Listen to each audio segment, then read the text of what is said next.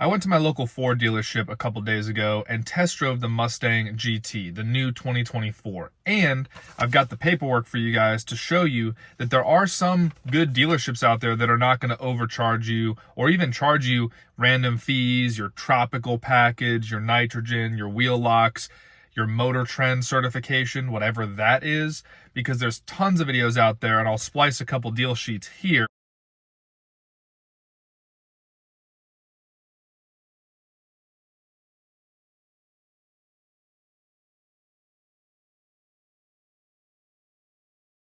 That show crazy add-ons. You know, a $50,000 car becomes a $70,000 car with all the add-ons, and I'm not just talking tax, tag, and license. So with that being said, a few thoughts on the new Mustang GT. Felt very solid, very planted. I'd say the right amount of power, roughly. I want a little more power personally from when I drove it, but it was quick. It wasn't destroying the tires. And overall, it was a good car. The interior, those double screens are quite good, quite high resolution, and there's plenty of review videos. So let's get into the numbers here. So the MSRP, and I'll show you guys this as well. The MSRP for mine was $53,860, and by mine, I just mean the one I test drove. It was one of those Vapor blue ones. I'll probably put it in the thumbnail for you guys. But they right off the bat took off $1,000 from MSRP. So up top, we already started at 52 rather than 53,860. And then as you guys notice, there is no other fees in the dealer section.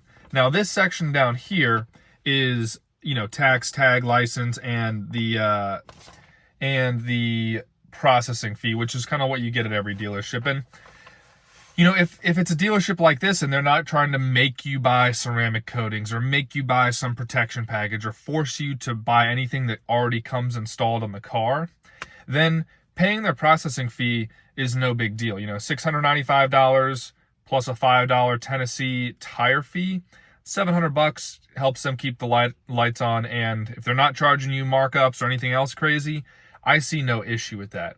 Now, obviously, your state tax, your local tax, and your fees regarding titling are all going to vary depending on your state and if you're doing a trade-in or not, because in most states, your trade-in value will subtract from the taxable amount. So there are videos on that. I won't go into this too deep.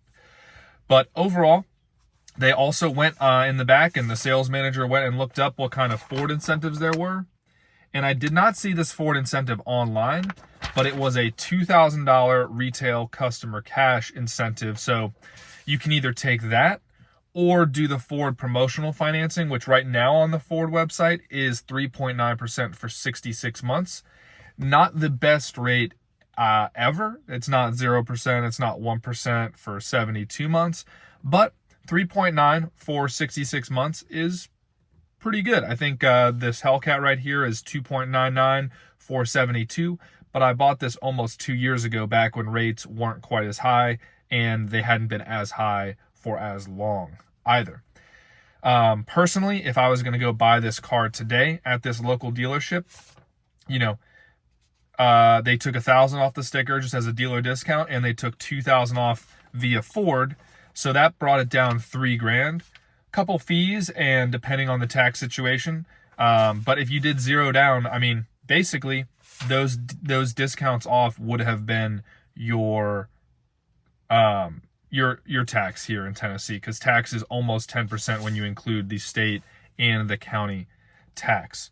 So overall, yeah, is 53, 55, 57 pretty high for a Mustang GT Premium? Yeah, it's up there, but it is the last muscle car out there. It is the new gen from Ford, but a very proven motor, a very proven transmission with that 10-speed. So overall, I mean, this isn't really a spicy video. Like, there are dealerships out there that are just willing to kind of make a deal with you guys. You know, I did ask the dealership, hey, you guys don't, you know, say that we have to add the ceramic coating or whatever, or, you know, window tint or nitrogen, wheel locks, all that. And they said, yeah, well, I mean, we'll sell it to you if you ask for it, but, you know, it's one of those things where they're like, no, it's not mandatory in every car, because I think they know that customers are just tired of it, tired of having to get a deal sheet that has 10 different things on it and then be like, I don't want this, I don't want this, I don't want this. But if you run into a dealership that has all those things, scratch them out. Just take a deal sheet. This is what I do when I negotiate. If there's a bunch of stuff, a bunch of crap here that you don't want, just sit there with a pen, bring your own pen or ask them for one, and just start lining it out. Take this off, take this off, take this off. And then keep the old deal sheet, and then when they give you the new deal sheet, you line them up, make sure they didn't do any funny business with the MSRP or with the incentives that they're giving you or with your trade-in value, because that's a lot of times what they'll do that I've seen. They'll say, okay, we'll take those off, but then they'll come back with a different price. It'll be lower, but they've manipulated some of the other numbers. So you want to be able to go, this was the first offer, this was the second offer that I wanted to get, but they messed up anything from your trade-in value to the MSRP to messing with your incentives or whatever it may be. So, they asked me, would I pay cash? Was I going to finance it through my bank, or was I going to try to finance through them? I just was straight up with them. I was like, hey, when we're ready to get the car, I'm going to come in pre-approved, because that is the only good way to buy a car, is always get pre-approved. And then I told him, I was like, hey, whenever that is, I will let you go ahead and try to beat it as the dealership. I'll give you that opportunity, because it benefits everybody. If the dealership could come out, give me the $2,000 off from Ford, give me another $1,000 off or another $1,000 or $2,000 off from the dealership as a discount, and I finance with them and maybe get even a lower rate than I was pre-approved at, then, everybody wins. Whereas if they weren't able to beat it, or if I didn't come in pre-approved, then it becomes a game of ignorance where the dealership has the high ground on you and can just get you to try to basically agree to whatever financing they turn around and try to give you. They don't have a number to work off of and try to beat with your pre-approval check. So, quick video for you guys. Overall, I thought the new Mustang GT was pretty impressive. It wasn't like oh my God, I need to buy this car right now. I'm missing out. I think with some tasteful modifications, whether you do the Whipple supercharger kit or you just kind of hang around, maybe put some different wheels on it, get it tinted, and then wait around for them to be able to tune it and stuff. I'm a pretty big fan of driving cars under warranty. At least when you first have your warranty, go to the track with it. You drag strip, autocross or circuit tracks, go drifting. Use the car for what it's intended to while it's under warranty, because then at least if it breaks, you're not sitting there like, crap, all of this is on me. As long as you're not really doing anything that's going to get your warranty voided, which is always a conversation. So appreciate y'all for tuning in. Thank you to Jenkins and Wynn, Ford, Lincoln, and Honda of Clarksville, Tennessee. I'll link them below. I have gotten service done here, and I have taken delivery of a car or two here at this dealership. Back when I bought my Raptor in late 2019, this is where I got it delivered. So, these guys, pretty good dealership, at least what it seems right now.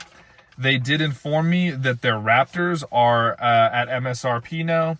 The dealership management was doing markups for a little while, and the salespeople were actually the ones that were like, hey guys, like, we're trying to move metal here. Bump them down to sticker. We still make money, and people are going to buy them fast. They only had one Raptor on the lot, and it was already pending a deal.